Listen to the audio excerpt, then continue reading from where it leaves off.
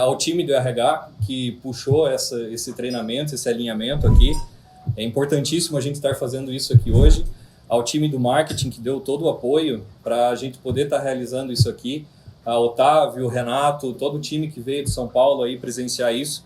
E principalmente Maicon e Fabiano por disponibilizar esse tempo aqui para a gente, que está sendo muito bacana. Eu estou tendo, pelo menos eu, né, estou tendo vários insights legais aqui. Eu acho que a palavra alinhamento, que a gente até demorou um pouco para escolher, foi a melhor palavra possível, porque o que a gente fez aqui hoje o dia todo foi alinhamento.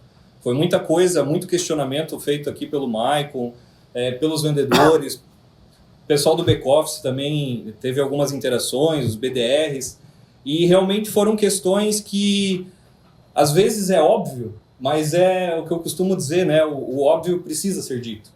Então, às vezes, era isso que estava faltando para a gente dar aquela engrenada para fazer a coisa melhorar. E a ideia de fazer essa entrevista aqui com a diretoria é justamente fazer essa conexão digamos assim, das dificuldades que vocês estão tendo, principalmente os vendedores, frente aos clientes, com a realidade que eles já viveram. Afinal, 14 anos de Hartball. O que vocês estão fazendo aqui hoje, eles já fizeram há muito tempo atrás e eu diria com uma dificuldade ainda maior, porque não tinha toda essa estrutura de apoio, não tinha marketing, era tudo feito por eles, 100%. Então, como essa vivência que eles tiveram pode conectar essa experiência com vocês? E a ideia foi justamente fazer alguns questionamentos, né? Quais são as 3 principais dificuldades que você encontra no processo comercial? Então, foram elencadas essas perguntas, o pessoal respondeu, e a ideia é a gente fazer aqui uma troca de informações com vocês, para a gente poder complementar isso aqui tudo, né? E é um material que vai ficar gravado, que a gente vai poder disponibilizar trechos, talvez, a entrevista toda no YouTube, para a gente poder consultar depois.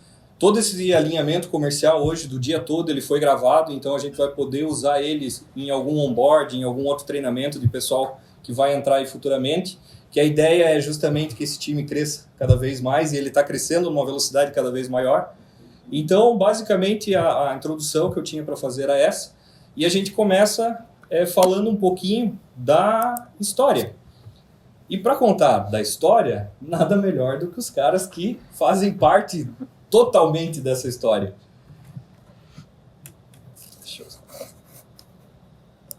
É muita câmera para controlar aqui.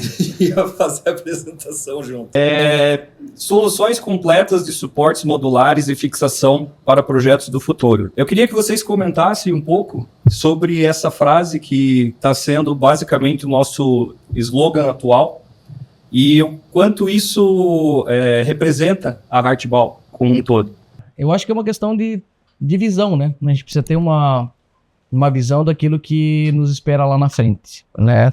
Essa onda da parte dos suportes modulares, das coisas serem mais ágeis, mais rápidas, redução de custo, mão de obra, isso tudo vai permear isso lá para frente, as obras do futuro, né? Ainda mais vindo com BIM, vindo com tecnologias, né? A gente já tem muita tecnologia embarcada, né? Também nos nossos produtos. Eu acho que ele tem um fit maior com aquilo que se espera lá na frente. Então, a parte de já ter materiais industrializados, padronizados, uma estética alta, né? Então, uma compatibilização, obras mais limpas, menos gente dentro das obras, isso tudo já é algo que já está acontecendo. Então, trazer isso para o mercado, para nós, como uma inovação, é um desafio que a gente tem pela frente, porque é uma mudança de cultura, na verdade, né? Então, a gente precisa trabalhar na mudança de cultura para que essa frase sempre faça sentido em direção ao futuro. É isso que eu penso em relação à parte de soluções modulares aí, né?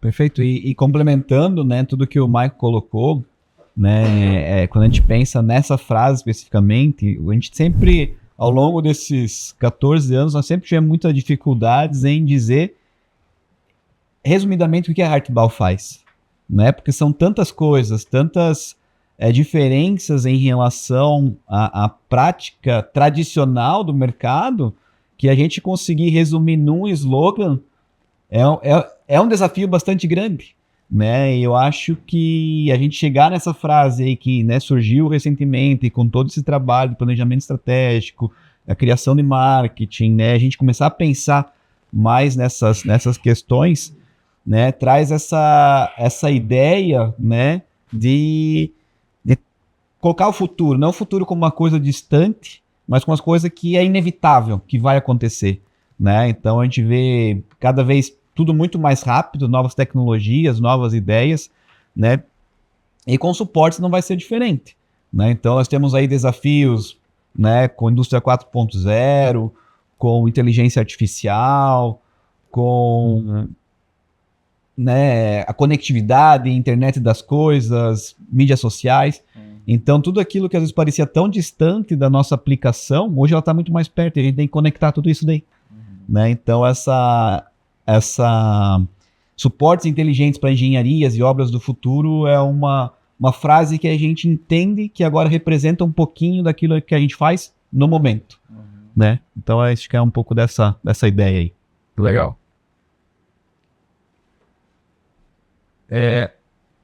A gente tá vendo aqui. Estão vendo aqui. Estamos vendo essa beleza. Acho que gostaria que vocês comentassem um pouco o que essas imagens aí representam para vocês, por que elas estão diretamente conectadas com a história Hartpal. Na verdade, essas imagens aí deve ser uma de 2002, outra de 2003, se eu não tô equivocado, né? Então aí já vão mais de 20 anos. Então essas imagens, né, esses registros remontam ao tempo onde que a gente tinha ideias de construir alguma coisa, de fazer alguma parceria, de montar algum negócio, eu e o Maico, né? Inclusive com outros amigos da faculdade, mas não foi possível trazer todo mundo, né? Então cada um seguiu o seu caminho. Eu e o Maico tivemos essa possibilidade de lá atrás, quando surgiu a oportunidade da gente se complementar, surgiram ideias, a gente foi conversando, fomos ajustando algumas coisas, e hoje em dia essa parceria continua, né? E acho que a tendência é fortalecer cada vez mais isso que foi construído ao longo de 4, 5 anos de faculdade, né? E trazendo essa relação, não só de amizade, mas esse relacionamento de evolução, de crescimento, né? Então, sempre trocando ideias, trocando experiências e se desenvolvendo. Então, a ideia é que a gente continue essa parceria aí por bastante tempo, né? E a gente siga colhendo os frutos, né? Não só agora entre a gente, mas com toda essa equipe que vem fortalecendo ainda mais.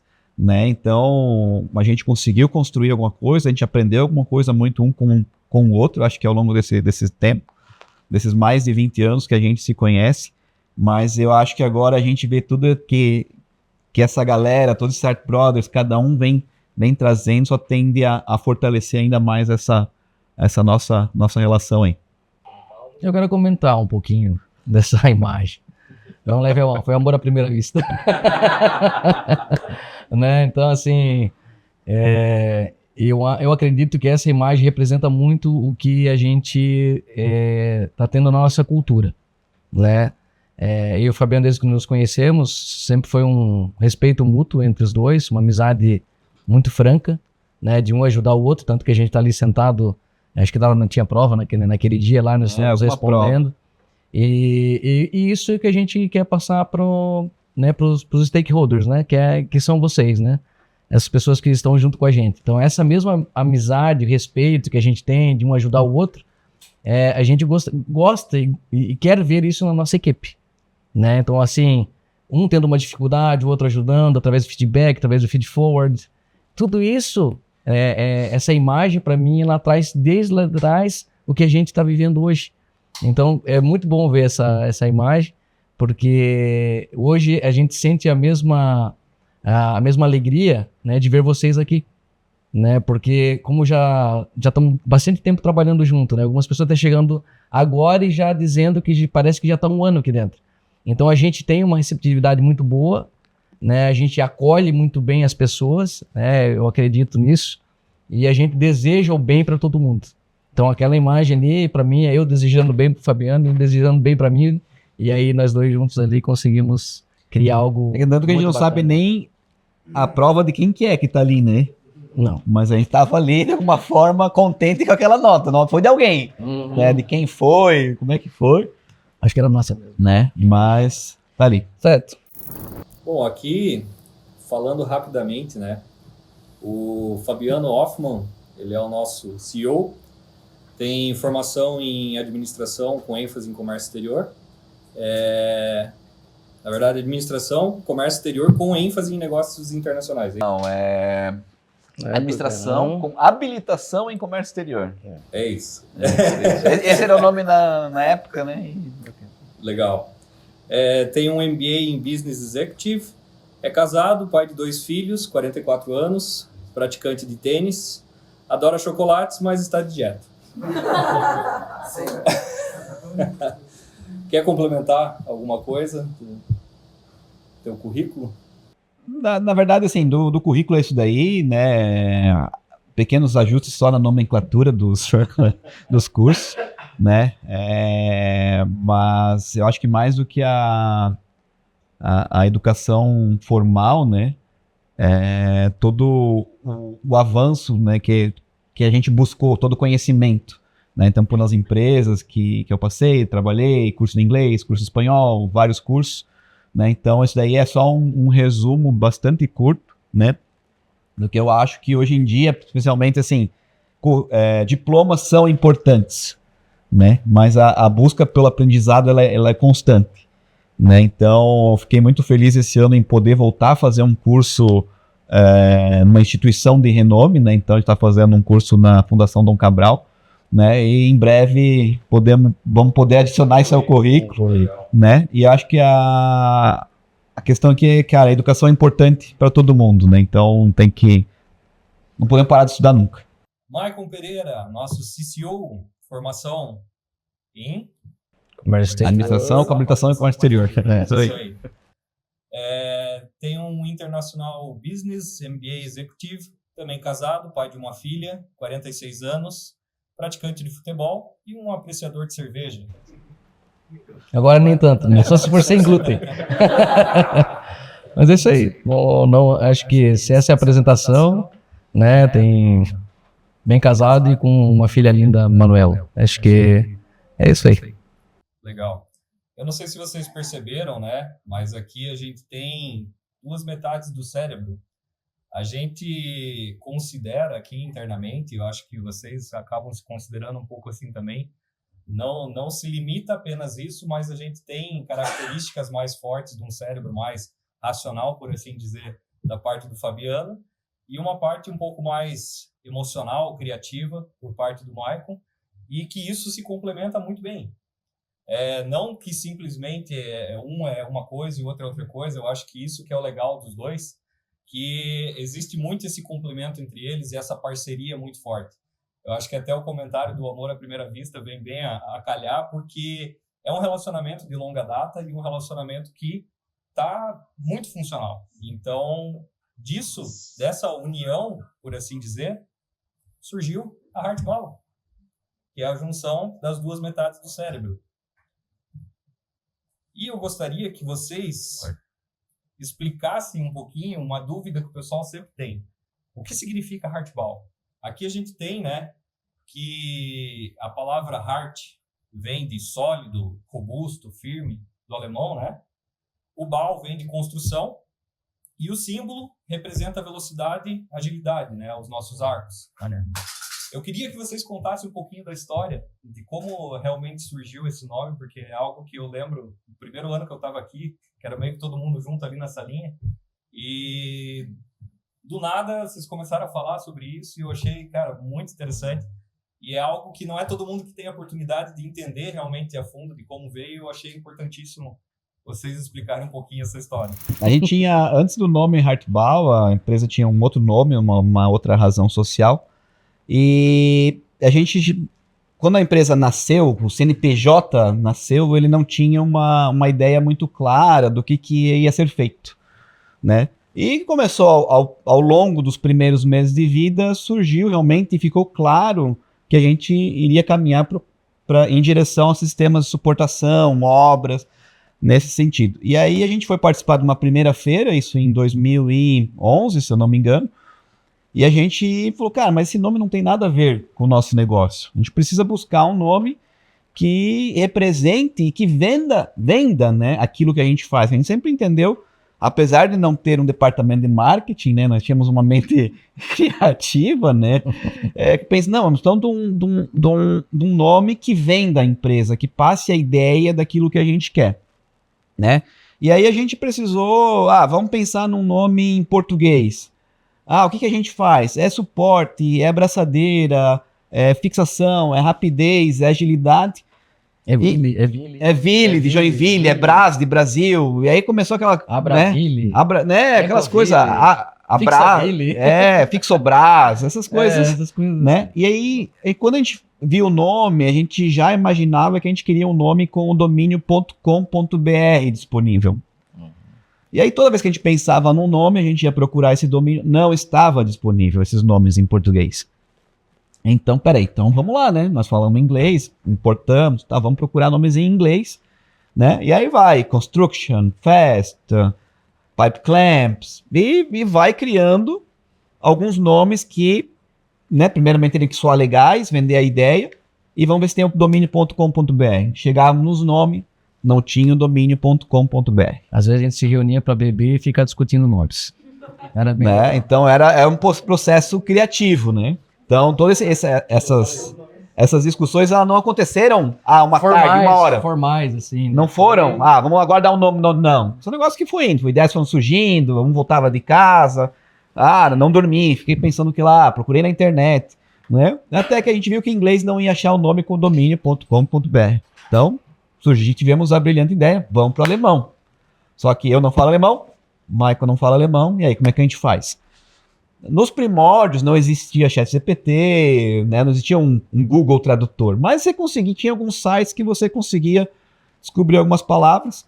Começamos lá a jogar um monte de palavras em português que representam o nosso negócio, abraçadeira, velocidade, agilidade, projeto, engenharia, construção, forte, rápido, né? E aí a gente começou a ver algumas palavrinhas, né? Só que o alemão, na verdade, tem uma história que ele gerou um outro desafio. Encontrar uma palavra, um nome que fosse relativamente fácil de falar e relativamente fácil de soletrar, né? Porque, vamos lá, abraçadeira, Horschellen. Como é que ela não, você trabalha aqui é da Horschellen, né? Ou Schnellen, rápido, né? Então, assim, ficou um desafio. E aí, quando a gente viu as palavras construção e forte, robusto, né? Surgiu, né? Então, o Hart e o Baum. Aí conectamos Hart, tal, ficou interessante. Domínio.com.br. Opa, tá disponível. Legal, matamos. Só que assim, será que a gente não inventou um palavrão? Né? Porque você tem aquelas ideias, né? Empresa que dá nome de carro, que num lugar é um palavrão. Então fica aquelas coisas. Então tomamos o cuidado de mandar um e-mail pro pessoal na época da Espanha, mas que conhecia muito bem a cultura alemã, falava alemão. Eles voltaram, não, ficou legal. Construção forte não é literalmente assim que se escreve em alemão, mas ela passa essa ideia para um nome de empresa, tá muito legal. Passa uma ideia realmente de construção forte, Hartbau, né, o H na frente, toda essa pronúncia, passa essa ideia. E aí ele deu a ideia assim, se não tiver o .com.br disponível no Hartbau, tira o H e faz Artbau. Aí quando a gente começou a trocar essa ideia, Artbau é coisa de arquiteto, coisa de arte, né? Não que a gente não tenha arte naquilo que a gente faça, mas a ideia que a gente quer passar aqui é uma ideia de uma coisa robusta, né? Então, foi daí onde, depois esse processo que durou semanas, né? Foram consumidas algumas cervejas, alguns churrascos, provavelmente, e foi daí que surgiu o nome Hartbau, que eu tenho certeza a gente foi muito, muito feliz, nessa escolha. Na verdade, não foi nem nessa escolha, nesse processo, né? E que hoje representa muito bem aquilo que a gente faz, representa muito bem esse time. Então, os últimos feedbacks que a gente teve da Alemanha, assim, né, ainda comentando com eles ainda sobre Hartbau, ele falou, não, passa confiança. É uma empresa que passa confiança. E lá nos primórdios, quando a gente começou e apresentou a Hartball, que daí a gente começou já, eu e o Fabiano era meio, assim, a gente começou de uma forma, gente, que assim, já camiseta, camisa, cartão, cara, não tinha nada, mas nós tínhamos um material já, sabe, nós estávamos já com os uniformes e tal, e as pessoas olhavam o cartão e falavam assim, essa empresa que deve ser muito grande, né, Hartball, né? E nós assim, olhava assim, viu, cara, o nome de empresa é grande, né? Então deu muito certo, 2 nomes, né? Hoje 2 sócios, 2 alianças, né? Então tá tudo meio que casado, né? Então acho que tá bem legal. Galha, eu viajava para fora, Estados Unidos, México, com bastante frequência. E aí o pessoal pedia as encomendas, né? Daí pedia videogame, meu chefe, na época o diretor da Marcegalha, pedia peça para carro, pedia peça para moto dele. Aí virou a FHS Imports, né? E lá dentro, lá fiquei 3 anos com a FHS Imports no informal. Victoria's Secret, trouxe muito creme da Victoria's Secret. Muito bom. Né, na mala.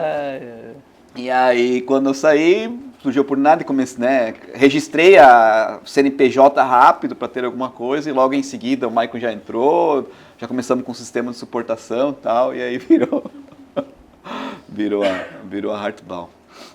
Então, às vezes, em alguns lugares, alguns registros ainda aparecem em FHS. Alguns cadastros muito antigos, às vezes aparecem, mas...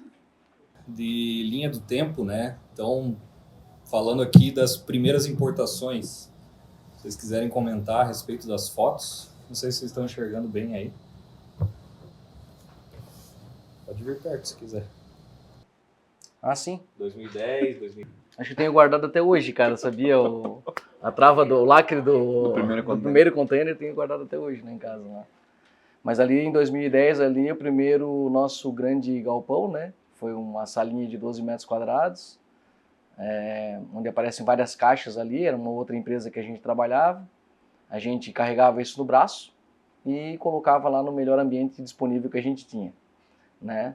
Então ali, por exemplo, tinha vezes que tinha venda aqui, em Joinville, a gente tinha que sair daqui até Garuva, que era lá em Garuva, no sogro do Fabiano, que disponibilizou aquela área do rancho para nós. E lá a gente buscava, separava o material, botava numa caixinha e vinha com as caixinhas com abraçadeiras e tal, e entregava nos ambientes aqui, né? Depois a gente foi para outra sede. Primeiro, na verdade, não temos fotos antes disso, né? Que antes disso aí, era o nosso escritório, era a nossa casa, né? Mas isso foi no mesmo tempo, né? A gente começou em 3 endereços ao mesmo tempo, né? Então, na Colón, outro na Campos Sales e o depósito era... Que a gente já era muito à frente do tempo, né? A gente já trabalhava home office. Já em 2010, né? Então, assim... A gente foi para uma sede depois no Vila Nova, né? No Vila Nova. 120 metros quadrados, acho que tem aquele... 120. 120. Era um ambiente bem baixo, o teto, assim, né? Então tinha um vaso sanitário que sempre ficava lá de cima, que ficava passando e gotejando, assim, era terrível, né? Era negócio. Então, assim, o chão terrível, né? Terrivelmente de areia. Aí a gente contratou um pedreiro para fazer lá, ele fez e ficou pior ainda, ficou saindo mais sujeira ainda, a gente nem vai entrar nesse detalhe, né? Aí eu sei que nessa foto aí, inclusive, nós inventamos uma arte, porque nós comentamos com o cara que não tinha ficado bom, tal, ele deu a ideia de a gente passar uma tinta reciclável. Eu lembro que fiquei uns 3 dias com dor de cabeça, porque era uma tinta extremamente fedida e a gente pintou todo o chão com essa... E engraçado que a gente andava e saía tinta no pé depois, né? Então é bem legal. Os tênis ficavam legais. Nessa época aí, a gente ali era meio que brincando ali de Star Wars, né? Nós dois ali, né? Fazendo a foto. E foi nessa época que o Fernando também nos conheceu, né? Que o Fernando, nosso 001 ali, entrou bem nesse período aí, onde nós estávamos nesse ambiente, né?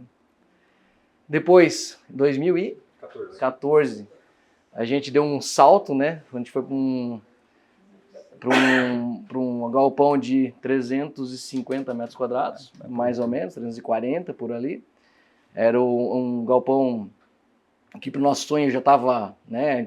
Já estava conquistando os sonhos, assim, né? Que a gente imaginava. Então tinha 2 salas, né? 2 salas, uma embaixo e outra em cima. Então em cima ficava lá o comercial e engenharia, né? E vendas, né? e abaixo ficava a parte de administrativa, né? Então, Isso já no estágio bem avançado. Estágio avançado. No começo embaixo era só sala de reunião, ficava a empresa inteira em... nessa época a Débora já estava lá com a gente, algumas pessoas acho que já estavam lá no ambiente, né? O Márcio, né? Não sei, né? Márcio também. Não sei quem que estava lá aqui, o Emerson, né? Tava lá com a gente. Era lá no Floresta, extremamente vibrante, né? Vibrante no real sentido. Quando passava o caminhão na rua que chacoalhava tudo, nós lá dentro trabalhando, era bem assim mesmo. Foi nessa época que a gente passou um período muito difícil, que foi aquela questão, lembra que acho que foi uma crise que deu em 2018, 15, 2008, por ali, 2008, 2009. E assim, meio que parou os telefones, ninguém mais tocava, ninguém mais falava, assim, aí teve né, foi bem difícil, a resiliência ali foi bastante forte, eu lembro dessa época, mas a gente foi muito feliz nessa área. E aí quando a gente viu que o próprio ambiente já limitava um pouco as nossas ideias, a nossa visão, o nosso futuro, e a gente sabia que precisava de espaço para refrigerar também e para a gente buscar coisas novas, né? A gente decidiu bem no meio da pandemia fazer aquela mudança, acho que antes da pandemia ou no meio da pandemia? A gente começou a pesquisar antes e a gente e acabou tendo a pandemia, mudamos no meio da pandemia e viemos para cá, né? Então aqui a gente olhou assim, e eu lembro certinho, assim, que eu tava andando com um patinetezinho assim, e o Fabiano, pô, nós olhando assim, meu, que grande e tal, né? Eu falei, esse aqui vai ficar pequeno, né? Então hoje a gente já sabe que tem uma certa limitação de espaço, e aí estamos aqui nesse ambiente.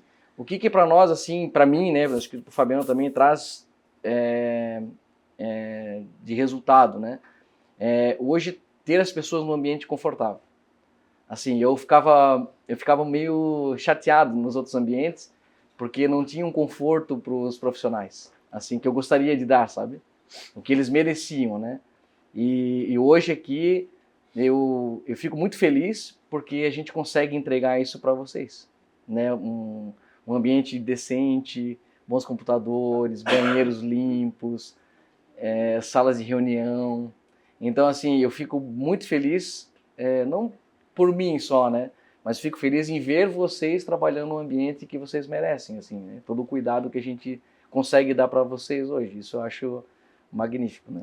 Só complementando, né? Eram situações que a gente sabia que a gente podia se sujeitar àquilo, né? Porque a gente estava construindo o nosso sonho, sabia que aquilo era transitório, que a gente ia melhorar, né? Então trabalhar com aquele chão que se esfarelava, com aquela tinta, goteira, né? Então, né, tinha goteira na garagem do sítio, daí tinha goteira no Vila Nova, goteira no Floresta, né? E a primeira coisa, quando veio para cá, cara, acabaram as goteiras. Foi um negócio, bom, né? Acabaram-se as goteiras. Mas são várias histórias, né? A gente poderia ficar uma hora só contando muitas histórias de cada um desses lugares.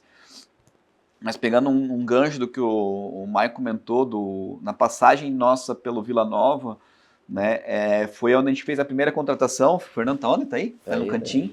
Né? E era um negócio que eu falei, a gente se sujeitava, o Maicon, né? Na época o seu Américo que estava com a gente se sujeitava, que a gente sabia, nós carregamos, né? Só que aí vamos contratar alguém. Vamos contratar quem? Vamos contratar um engenheiro. Na primeira contratação, vamos trazer um engenheiro. Né? Vamos lá, é o que a gente precisa, é o que tem que ser e vamos lá. Né? Procura, tá? Vem o pessoal fazer a entrevista. Né? E o Fernando aceitou. Né? E eu até acho que tive no ano passado, na oportunidade, quando a gente comemorou 10 anos dele, eu falei, gente, se eu estivesse buscando emprego, eu não sei se eu aceitaria trabalhar numa empresa daquela. Sério? É sério, porque era chamar de empresa, né? Assim, era um negócio tão enjambrado. Na época o chão se esfarelava, não tinha nem pintado ainda. Atrás tinha o maior pirata de Joinville, o maior falsificador de DVD pirata trabalhava atrás. Era um negócio assim, e ele aceitou o desafio. Né? Então acho que ele também tem muita parte do Fernando, tem muita parte todo esse ver potencial, talvez não no negócio, mas ele acreditou na gente quase mais do que a gente mesmo, né? Porque... Mas o importante não mentiu para ele, né? Não. Em nenhum momento a gente sempre deixou claro que era aquilo ali, né? A gente já estava buscando, acho que, outros lugares e tal. Mas é uma situação interessante, porque eu já me coloquei nesse lugar, eu falei, se eu lá, né, querendo buscar, crescer minha carreira, tô recém-formado e tal, vou fazer um lugar, os caras ficam em cima de pallet, o chão tá se esfarelando, aqui as estantes são tudo enjambradas, Não, esses caras estão loucos, eu não vim trabalhar aqui não, né? E o Fernando aceitou, encarou o desafio, entendeu tudo, né? E fica aí, tá aí com a gente.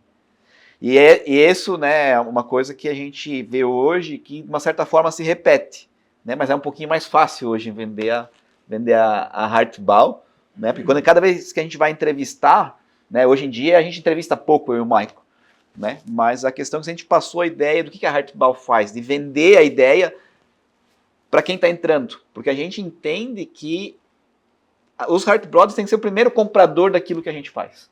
Então tem que realmente acreditar, né? Então era muito comum nos processos a gente falar mais do que o candidato, porque a gente queria vender e a pessoa ter clareza da onde que ela estava entrando e o desafio que ela ia ter, né? Então, né, eu acho que para quem está conduzindo todos os processos, não está fazendo entrevista, acho que vale reforçar um pouco essa ideia e aproveitando esse momento para reforçar um pouco essas histórias.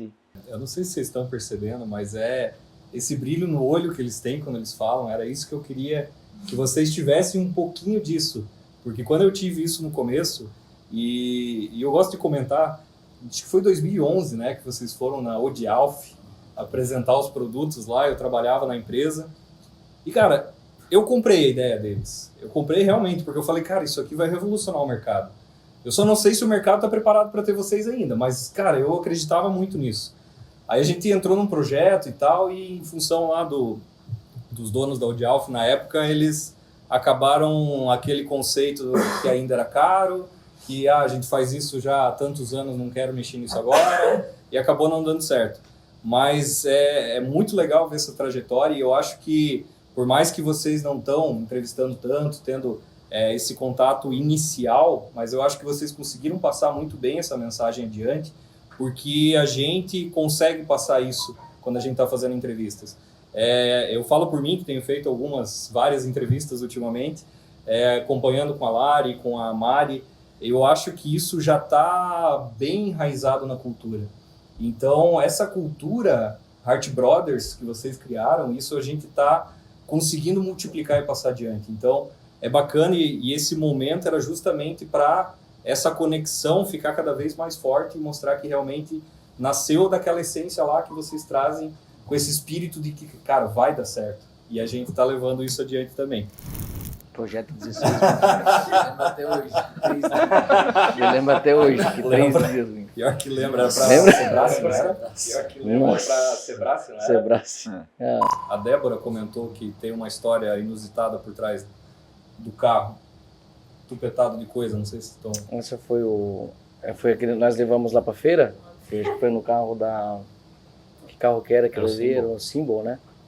Esse foi o da feira da Febrava, né? Nós levamos todo de carro e foi excelente. Não sei quem que foi o motorista, foi o Fabiano. Quem que foi? Coitado desse carro. Não lembro, mas foi tudo dentro do carro assim socado e ficou aquela maravilha depois lá tudo nessas placas cimentícias, né? Então, o legal dessa história ali, que eu trago como case, assim, eu acho muito bacana, foi que a gente fez esse projeto dentro da feira, né?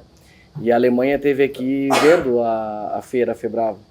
E ficou tão bom assim, ficou tão legal que quando a gente chegou um dia na Alemanha, lá na Cicla, eles fizeram a mesma coisa lá no hall de entrada deles. Eles tiraram a ideia de que eles viram aqui e aí eles fizeram um ambiente lá também com placas cimentícias e as peças penduradas para as pessoas chegarem e ver. Então eu achei bem legal, assim. Então mostra quanto que a gente já tinha uma criatividade, uma visão, ou algo que poderia fazer diferente no Brasil, mostrar que o brasileiro faz alguma coisa de forma diferente, né? Então, o próprio Nuno que teve aí agora, ele falou, vocês estão num nível de digitalização que a gente não tem em Portugal, vocês estão num nível de consciência muito melhor do que eu, aquela coisa que ele começou a falar que ele era ruim, né? Ele falou, cara, calma, né? Não se deprecie tanto, né? Mas ele falou, pô, o brasileiro realmente está muito antenado à internet, à conectividade, à inovação, que é bem diferente de Portugal. Então, a gente pode colaborar até com eles, né? Eu acho legal. Bom, indo agora para realmente as perguntas que o comercial compartilhou com a gente, né? Quais são as 3 principais dificuldades que você encontra no processo comercial? Essa foi a pergunta que a gente colocou para eles, trazerem para a gente. Sim. Quais eram essas 3 principais dificuldades. Uhum.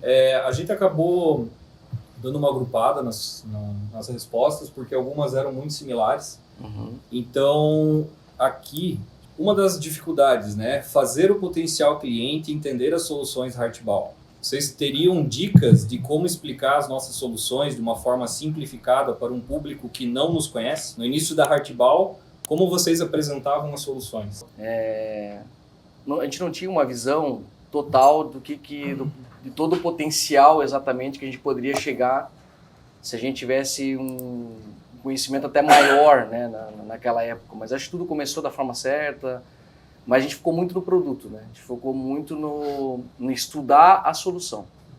Então eu, né, tinha aquele catálogo lá, eu andava para cima e para baixo, esse catálogo grosso aí, eu tinha que saber ele, cara, eu sabia quase tudo, né, esse aqui, né?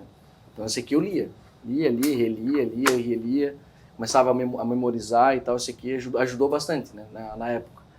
E como é que a gente vendia? A gente tinha, esse aqui às vezes nem era nisso aqui, esse aqui era um impresso, às vezes, né? E a gente ia aonde? Na engenharia, principalmente engenharia, poucas instaladoras. Eu tentava bater nas instaladoras, era mais dificultoso ainda, né? Mas as engenharias olhavam para a gente e compreendiam que a gente gostaria de passar uma ideia, né, de como aquilo aplicado no projeto faria uma diferença. Eu nunca esqueço, uma vez que eu estive na Michelena, eu falei para a Michelena, naquele meu auge, né, do meu ego que eu tinha lá naquela época, eu falei assim, você é o responsável pela mudança. Então assim, cara, o Michelena, pô, o cara top, né? E eu, um fedelho daquele, falar pro cara, não, tu é responsável pela mudança. E aí eu lembro daquilo, fico até, meu Deus do céu, por que eu falei aquilo? Eu sei que aquilo da reunião com a cabeça assim meio fervendo, pô, falei isso pro cara mesmo, meu Deus do céu. Então, mas na verdade, o processo de venda naquela época era insistência, né? Persistência na ideia e no sonho. Persistência na ideia e no sonho. Se eu teria como falar de uma forma por que isso aconteceu, talvez seja algo divino que aconteceu, né? As pessoas acreditarem, ou a gente passou muita confiança, né, naquilo que a gente gostaria. A nossa ideia foi de confiança para eles, né? Então a gente tem que chegar confiante. Acho que chegar confiante, sabe, conhecer o produto, né? Naquela época fazia muita diferença. Naquela época. Hoje não, hoje a gente já sabe que a gente tem que atuar de uma forma totalmente diferente se a gente quer chegar num outro nível, né? Então até aqui a gente chegou daquela forma, depois subiu porque teve mais pessoas, né? Mas a gente não pode continuar fazendo da mesma forma como a gente fazia. Então não vai ser só isso, né? Então a gente quer trazer hoje mais, né, mais conhecimento, mais técnicas, mais metodologias, mais processo, mais qualidade em relação à venda. A gente atuar de uma forma mais inteligente, digamos assim, no mercado. Então, é basicamente isso. E eu acho que é uma observação, né, Mike, importante, que era um tempo que não tinha WhatsApp, né? Então... Nós alugava GPS, nós tínhamos GPS ainda, nós né? usávamos GPS. Então, assim, era realmente muito na insistência e na resiliência de vendas, né? Hoje eu estou bastante afastado da área comercial, não estou na linha de frente, né? Apoio, troco algumas ideias com o Maicon, com o Renato, com o Otávio, né? Mas eu vivenciei muito essa parte, né? Então, não tem, era naquela de ligações, muitas ligações, né? Tinha que ligar e vai tentando falar com o cara, e secretária, e vai. E cada visita que a gente conseguia marcar era uma celebração de conseguir agendar a visita, né? Porque tu não tinha como mandar me manda um WhatsApp, manda uma foto, manda um vídeo, qual que é o teu case aqui no Brasil? Cara, não tinha indicação. Então você fazia uma busca lá na internet, via alguma coisa e falava, engenharia de climatização em Curitiba. Sei lá, tem Michelena, tem Clima Sul, tem não sei o que lá. Vamos lá. Ligava, conseguia marcar 2, 3, ia. Entendeu? Então, como o Mike falou, era uma venda que hoje a gente já não quer mais fazer. Que era uma venda de produto, né? Mas era o que a gente sabia vender na época, era o que a gente tinha, né? Então, toda essa questão a gente foi evoluindo, né? Então, hoje a gente quer fazer diferente, quer fazer melhor, quer fazer mais rápido, né? Então, mas fica assim que lá atrás não teve jeito. A gente era o próprio BDR, era o SDR, era o pré-venda, pós-venda, era a entrega, era a expedição, logística. Vários nãos, né? Muitos E nãos. eu acho que isso é um ponto importante, né, que o Marco falou, e que eu já tive a oportunidade de conversar com alguns aqui. Na verdade, quando, né, eu encontro alguém da área de vendas aqui, o pessoal que vem de fora, o Leal vem um pouquinho mais, de vez em quando, o Balone, o Júlio, né, eu acho que tá na linha de frente é você se acostumar e suportar muito mais não do que sim. Né? Então a gente leva muito mais não estão na linha de frente ali. Né? Mas a partir do momento que a gente entende que vender é uma... Claro, tem a sua arte, tem a sua técnica, mas ela é um processo, né? Eu acho que fica muito mais fácil. Né? E tendo essa resiliência aí é importante. Né? E claro, sempre tendo uma equipe para apoiar. Então eu estava naquela, eu e o Mike a gente se dividia, cada um ia meio que para um cliente, para uma região, e voltava, trocava experiência, o que deu certo, o que deu errado, né? Fazíamos algumas visitas juntos aqui, e sempre saíamos cada visita, cada apresentação, era, porra, mas você falou isso, não tá, porra, não gostei do que você falou aquilo, gostei daquilo que você falou, né? E a gente foi construindo e aprendendo, e eu acho que foi uma construção que acabou dando bastante certo. Aprendemos muito, né? E hoje que a gente vê todo mundo aqui, a gente poder passar um pouquinho disso e evitar essa construção com dor, né? Vamos acelerar esse processo, ninguém precisa passar por isso daí. O pessoal comentou aqui, precisamos que alguns processos sejam padronizados para facilitar a operação. Por exemplo, o tempo longo de resposta para alguns projetos pode dificultar o nosso relacionamento com o cliente. Como é feita essa seleção? O que define qual projeto será a prioridade? Eu acredito que vai ser trabalhando na base, vai ser trabalhando no processo. Né? A gente precisa criar ainda as ferramentas adequadas, a gente precisa talvez trabalhar canais diferentes, né? Atendimentos diferenciados, vai ter o projeto A, B ou C, vai ter prazo. Então eu acho que nessa situação, o Fernando, que hoje encabeça bem essa área, né? Ele precisa de ferramentas e a gente está apto a desenvolver isso, né? Tanto que a gente está dedicando já alguns profissionais para a área comercial para nos ajudar no processo, né? Para a gente estudar, talvez até venha, não sei, pode vir terceiros também nos ajudar nessa estruturação, para a gente melhorar esse processo e ser mais ágil no orçamento, né? Do projeto em si. Eu acho que a gente não é ruim, a gente é muito bom nessa área. Nós somos eu acredito na nossa área de engenharia que é uma eficiência muito alta, tá? Assim, pelo que eu vejo, pelos resultados que a gente dá, tanto que o nosso faturamento depende muito do projeto. Então, se o projeto está bem feito, ele está sendo vendido, né? E eu acredito que é só melhoria mesmo de processo que a gente tem agora ao longo do tempo para trabalhar essa inteligência coletiva ali nessa área. Então, acho que a comunicação, né? Como eu escutei lá da plateia, alguém falando lá, né? A comunicação. Todas as empresas têm esse problema, né? Comunicação. Como é que você resolve o problema de comunicação? Tecnologia, treinamento, tem.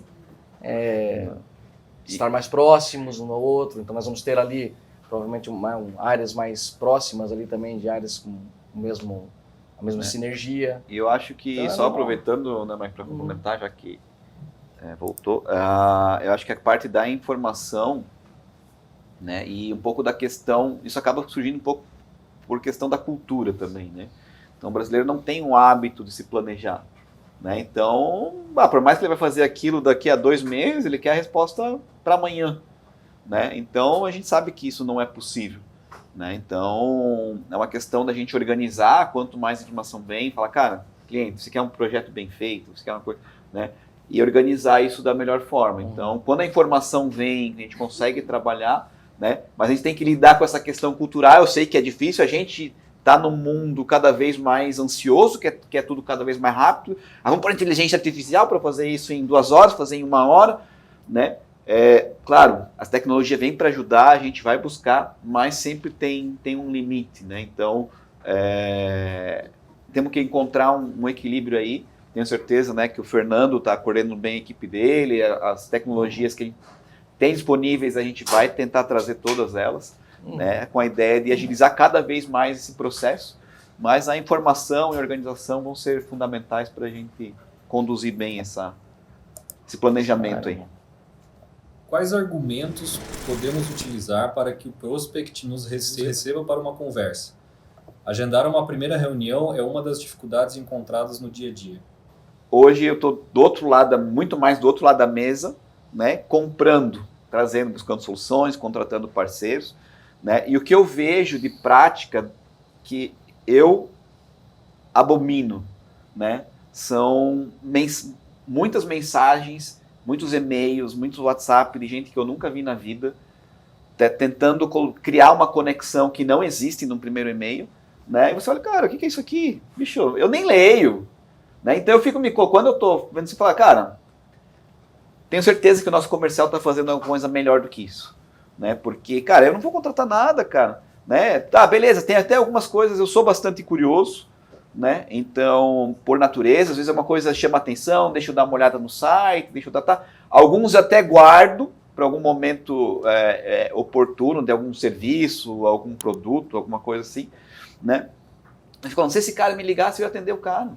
Eu ia falar, cara, mandei um e-mail para você dia tal, pô, tipo, tá aqui, pô, não, eu já vi o teu e-mail, achei interessante, me explica um pouco mais, né? Então eu acho que hoje um pouco, de novo, né, trazendo questões culturais, de momento, a gente acaba esquecendo uma ferramenta extremamente importante, é o telefone, mas o telefone de falar, ligar, pegar, né? Eu sei que hoje em dia todo mundo tem identificação de chamada, tu não atende, número não reconhecido, eles não atendem, né? Mas eu acho que é um recurso que às vezes a gente acaba esquecendo, né? E ele é um recurso que gera conexão, né? Tu tá escutando a voz de outra pessoa, tu consegue saber se ela tá bem, se ela tá mal, se ela tá receptiva, se ela não tá receptiva, né? Pelo tom de voz. No e-mail, numa mensagem, no WhatsApp, tu não consegue, né? Então eu acho que insistência ali, que foi mais ou menos o que a gente fez lá no passado, talvez ajude um pouco com isso. Eu vejo dois caminhos aí, né? Existe o caminho do QI, né? Que é o cara que indica, que é muito mais fácil a gente conseguir uma visita. E eu acho que é um dos caminhos que a gente pode melhorar esse processo, né? Porque quando você está visitando lá uma engenharia, uma instaladora, enfim, você pedir referências é muito importante. E você ter isso anotado e você passar isso com um BDR, isso ajuda no processo. Porque realmente, fazendo pela outra via, que é do nada, tu liga para um cara e tenta explicar o que é Heartball e tal. Isso você vai ter mais resiliência, vai ter mais dificuldade. Talvez para melhorar esse processo buscar a sinergia entre os próprios clientes, né? Então, se a gente já trabalhou com algum parceiro e tal, e aquele cara já trabalhou naquela obra, enfim, a gente conseguir fazer essa conexão. E aí, por um caminho mais fácil, né? Então, muitas vezes eu usei para as minhas reuniões, o fulano falou de você, me pediu para falar contigo. Eu tenho certeza que são técnicas que o Renatão usa, o Otávio usa, vocês utilizam, né? Então eu vejo que vocês provavelmente, quando tem o QI, é muito mais fácil, mas aqui internamente, realmente, na busca, vai ter essa resiliência do mercado de aceitar, aí tem tempo, prazo, tem tudo que o cara tá lá, então acho que vai ser um pouco mais difícil, mas o caminho mais fácil acho que é pela indicação mesmo. E assim, reforçando, não existe a receita do bolo. Né? Eu acho que aqui tu tem que usar todos os recursos que a gente precisa. Então, quem indica, é telefone, é e-mail, é WhatsApp. Hoje em dia não faltam meios. Né? Então, cada pessoa vai encontrar um canal e tentativa, esforço. Não tem jeito, é o esforço. É isso aí. Legal. Quais dicas vocês nos dariam para um follow-up eficiente, tanto para a apresentação da proposta quanto para o fechamento do negócio? Né? Antigamente não tinha o CRM, era o caderno, você ficava folheando o caderno, né? Então hoje em dia eu acho que o CRM é um recurso importante.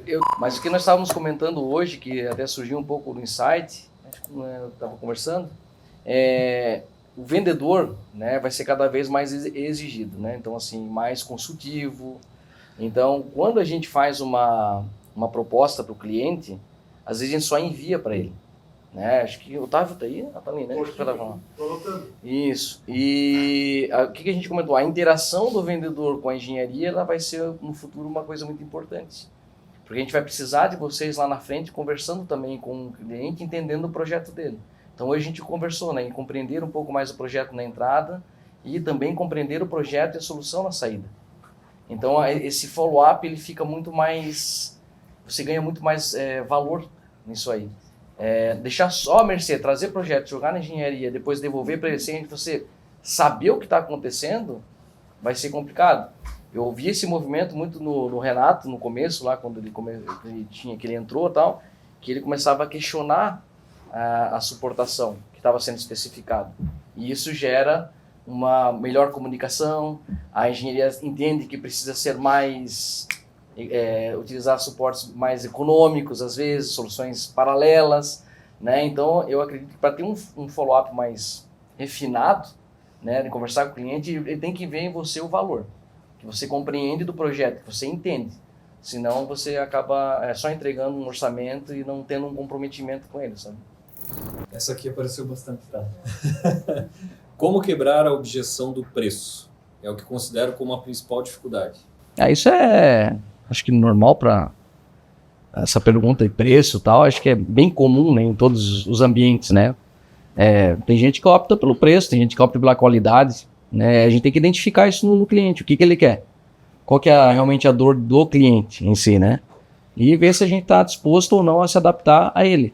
Então a gente faz esforços, às vezes, em relação ao preço, a gente tem um controle muito bom das nossas margens aqui e tal, que a gente consegue atender, e tem aquele que a gente não vai conseguir atender, porque ainda nós não estamos nessa briga, né? Então a gente não está nessa briga ainda, ou não estamos nessa briga, né?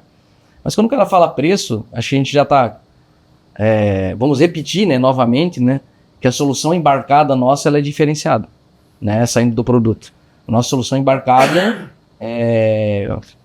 ela tem muito valor, se for pensar, né, na parte de engenharia, na parte de especificação, na parte de desenhos, detalhamentos, entrega de manual, catálogos, né, com produtos aqui individualmente aqui, característica dele, construtiva, carga. Então, assim, é um sistema. Então, o que eu vejo, assim, a gente tem que vender esse sistema. O que é o sistema de trabalhar com Hartball? Hartball é um sistema. Imagina que aqui fosse um ERP. Você está dando um input dentro da Hartball. Ele vai trabalhar tudo isso aqui e vai te dar um resultado. Tá? Então, assim, tem muita coisa aqui dentro.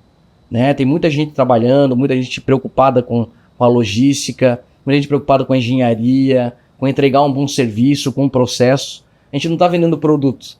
Então, à medida que a gente agrega valor ao nosso serviço, a gente acaba deixando o preço como uma outra opção, outra conversa, digamos assim. Mas primeiro entender e passar para o cliente o valor. Qual que é de novo, né? Que a gente bateu bastante hoje. Proposta de valor. O que a gente está passando para o cliente como proposta de valor? Se a gente não passar a proposta de valor correta, ele vai entender que é preço. E às vezes o preço é a dor dele. E às vezes essa dor aqui, a gente precisa criar ferramentas para que a gente, através do nosso portfólio, através do nosso serviço, ele compreenda que não é o preço a dor dele, é outra dor. Um remedinho talvez não vai ser ali para o preço, vai ser para uma outra coisa que ele nem sabe. Então é isso que a gente tem que fazer, é agregar o valor ao serviço da empresa. E assim, de uma forma, claro, né? A gente tem que criar vamos criar essas ferramentas, a gente vai desenvolver essa mentalidade internamente, a gente já sabe disso, mas a gente precisa escrever, precisa pensar, a gente vai precisar realmente apresentar. Eu tenho até uma sugestão, né? Eu estava falando com a Delma e com a Márcia, hoje nós fizemos um encontro de alinhamento comercial, né? Mas talvez daqui a 3 meses a gente faz um alinhamento, a gente faz um encontro de alinhamento do cliente, que daí é uma outra história. Daí nós vamos colocar o cliente no centro e vamos discutir exatamente esses pontos. E aí trazer um treinamento para vocês de uma outra forma, né? Que hoje a gente fez esse alinhamento geral de como é que é. Mas talvez lá na frente a gente vai trabalhar e os nossos argumentos vão ser de formas diferentes. Aí talvez vai ajudar na questão do preço. O Mike colocou perfeitamente, né? Essa é uma discussão preço, ela surge, não tem jeito, ela surge em todas as conversas, todas as negociações. A gente sabe que isso não é só no Brasil, isso é em Portugal, na Alemanha, na Inglaterra, né? E, de novo, a gente tem que deixar claro para o cliente que a gente não vende produto, a gente não vende preço, né? A gente vende um remédio para ele, para uma quantidade de dores que ele tem dentro das obras que ele executa, né? A partir do momento que ele consegue entender isso daí, ver que a gente realmente vai tirar essas dores dele, ele vai, né? Claro, culturalmente tem alguns que não vão aceitar, mas aí tem toda uma questão de perfil de cliente ideal, abordagens, né? Mas no geral é uma discussão que não tem jeito, ela não vai acabar nunca. Então nós temos que se habituar com isso daí, encontrar os nossos argumentos. Mas é melhor trabalhar numa empresa, na minha opinião, né? Que você é reconhecido por caro, mas também você é reconhecido por aquilo que é bom. Entende?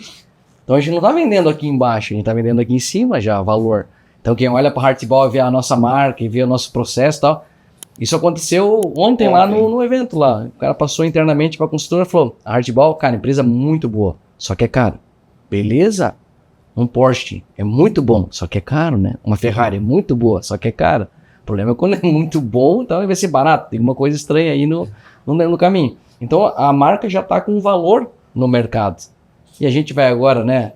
A gente tem que continuar trazendo valor, entendeu? Não dependendo né? Não vamos baixar isso. Vamos continuar aqui em cima, sendo top.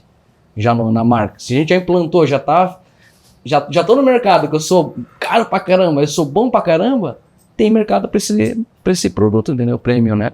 Então é bem por aí. Como mudar a mentalidade de eu sempre fiz assim, nós trabalhamos assim há décadas? Bem legal essa pergunta. Não sei quem fez essa pergunta, mas essa é uma coisa que a gente precisa abolir, né? Da empresa. Esse sempre fiz assim, isso me lembra os antepassados, né? Que falavam que a gente sempre fez assim, eram crenças, né?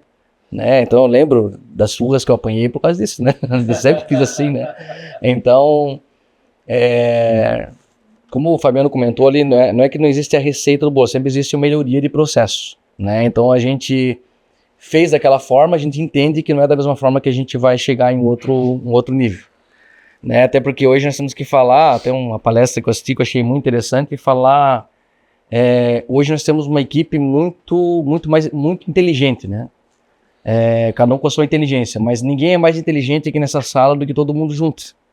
Então nós temos que usar essa inteligência coletiva que nós temos agora para alcançar outro nível. E assim, cada cabecinha aqui tem uma inteligência aqui que, se a gente juntar, ninguém vai ser mais inteligente que a gente. Então para tirar esse tipo de cultura, de que a gente vai fazer da mesma forma, né, a gente precisa mostrar novos caminhos. Os novos caminhos vêm através de uma consultoria, vêm através, né, de a gente estar se evoluindo, fazer um PDI legal, fazer desenvolvimento da liderança. Isso aí vai mudar toda a nossa forma de a gente trabalhar. E aí a gente vai dizer, não, a gente é uma empresa em evolução. A gente não é uma empresa que fica presa só ao passado lá e aquilo que a gente sempre fez. Então eu acredito que nós temos muito ainda a crescer e o crescimento vai trazer processos novos aí, coisas novas para a empresa. Né? Mas acho que assim, quando a gente, né, o Adel colocou do cliente, eu acho que nós nunca vamos, assim, a gente pode tentar, a gente pode usar os nossos argumentos, mas a primeira coisa, quem tem que querer a mudança é ele. Nós temos que mostrar aquilo que existe, aquilo que é de melhor, aquilo que nós podemos oferecer, né? E talvez ele não vai comprar a ideia ou a sugestão num primeiro momento. Mas, ele já conheceu, depois você vai voltar, né? Então, tiveram ao longo desses anos, não foi um nem dois casos, de clientes que a gente visitou, orçamos um projeto, ele decidiu não utilizar e depois ele volta. E a gente pergunta, como é que foi aquele projeto? Tive problema nisso, que eu vi que se eu usasse vocês não teria esse problema, né? Então, a gente não tem jeito, a gente não consegue mudar os outros, a gente não consegue. Mas a gente consegue influenciar. A gente consegue influenciar, a gente consegue mudar, né? Então, né, eu acho que essa é a percepção que a gente tem que ter. Só reformulando aqui minha resposta, né? Vou ser bem rápido porque eu acabei entendendo do lado da Heartball, porque as perguntas estavam sendo feitas para nós aqui, eu acabei mudando. Eu vejo que é a comunicação, tá? Eu acho que a nossa comunicação precisa ser mais assertiva ainda, né? Não que a gente não comunique as coisas, tá? Mas se a gente fizer uma comunicação assertiva para o mercado, daquilo que a gente traz, dos benefícios, da forma que é o sistema Heartball, que isso está em voga, que isso vai ser tendência. Vamos colocar que isso vai ser uma tendência. Uma hora vai bater na porta do cara. Uma hora, bicho, a coisa bate. Porque uma hora uma empresa vai pedir, o cliente final vai pedir, uma hora uma engenharia vai compreender isso e vai colocar no projeto, que é o que acontece. Então, assim, a gente tem que começar a lançar essa tendência, tá? Para quebrar essa cultura. Se eu faço assim todo o tempo, é porque eu tenho uma cultura sólida, fixa ali, e eu tenho que quebrar essa cultura. Eu acredito que quebrar a cultura é com realmente uma comunicação bem clara, mostrando as tendências lá para frente, que é a velocidade, limpeza, enfim, toda a redução de custo, mão de obra, blá blá blá, para que um dia isso bata na porta dele de uma forma rápida, né? E como é que a gente consegue isso? Aí entra as tecnologias de novo, né? Inteligência artificial, entra as nossos